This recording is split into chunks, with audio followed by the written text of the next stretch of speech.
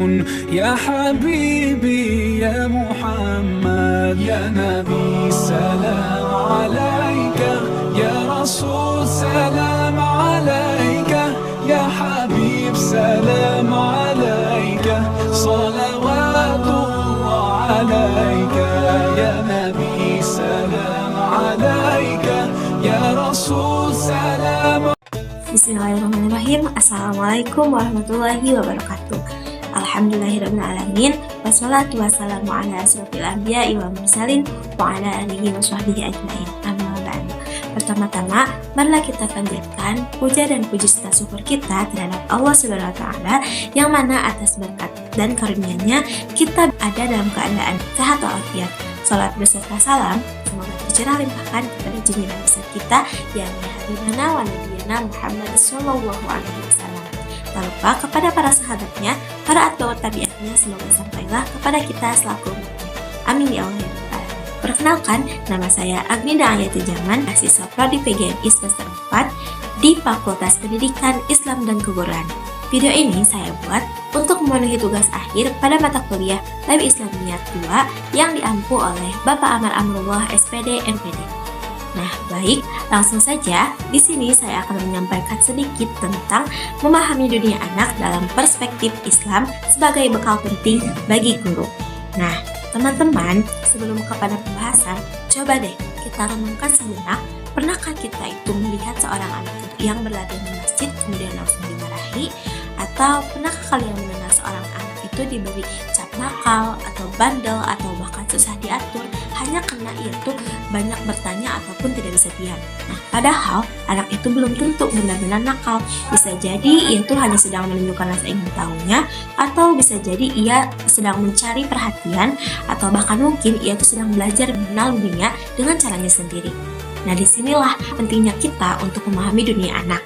Islam itu tidak pernah memandang anak itu sebagai beban. Nah, sebaliknya, anak itu adalah amanah yang Allah titipkan kepada kita. Allah berfirman dalam surat Al-Kahfi ayat 46 yang berbunyi, Bismillahirrahmanirrahim, Al-malu wal banuna zinatul hayatid dunya wal baqiyatus sholihatu khairun 'inda rabbika thawaban wa khairun amala. Yang artinya, harta dan anak-anak adalah perhiasan kehidupan dunia, tetapi amal kebajikan yang terus-menerus adalah lebih baik pahalanya di sisi Tuhanmu dan lebih baik untuk menjadi harapan. Nah, dalam ayat ini mengingatkan bahwa anak adalah karunia dari Allah, di mana sebuah karunia itu tentu haruslah dijaga, dirawat, dan dididik dengan penuh tanggung jawab. Nah, dalam ilmu pendidikan modern dijelaskan bahwa setiap anak itu memiliki karakter yang berbeda-beda. Ada anak yang aktif, ada anak yang pendiam, ada anak yang cepat memahami pelajaran, dan ada juga anak yang membutuhkan waktu yang lama untuk memahami pelajaran.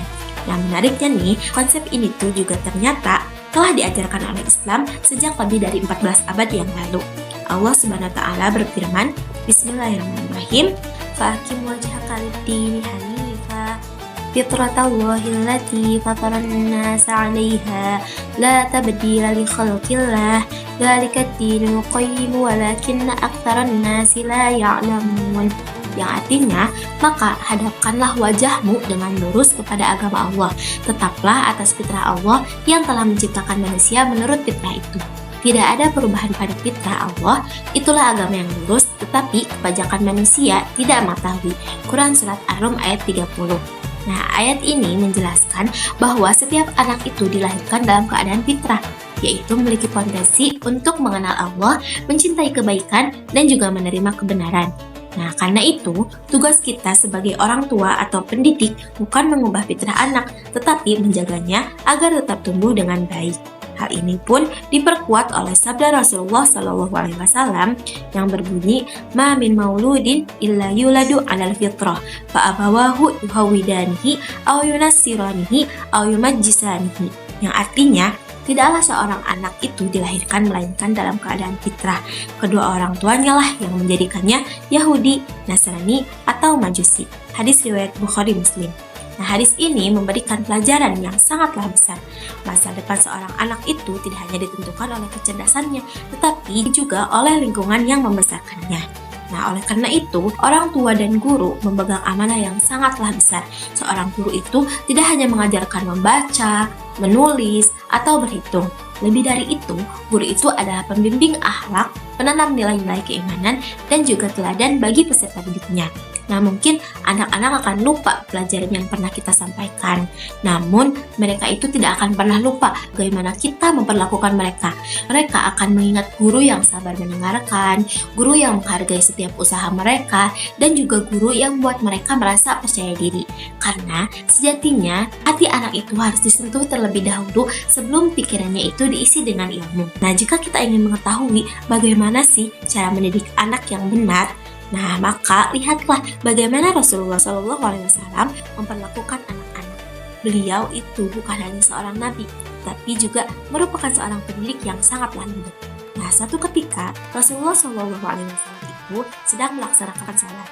Nah, di tengah salatnya, cucu beliau Hasan atau Husain radhiyallahu anhuma menaiki punggung beliau ketika sedang sujud.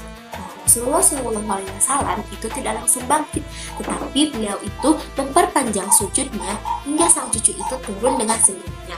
Nah, setelah salat, para sahabat pun bertanya, mengapa sujud beliau begitu lama? Nah, Rasulullah SAW pun menjawab bahwa beliau itu tidak ingin terburu-buru karena tadi cucunya sedang berada di punggung beliau.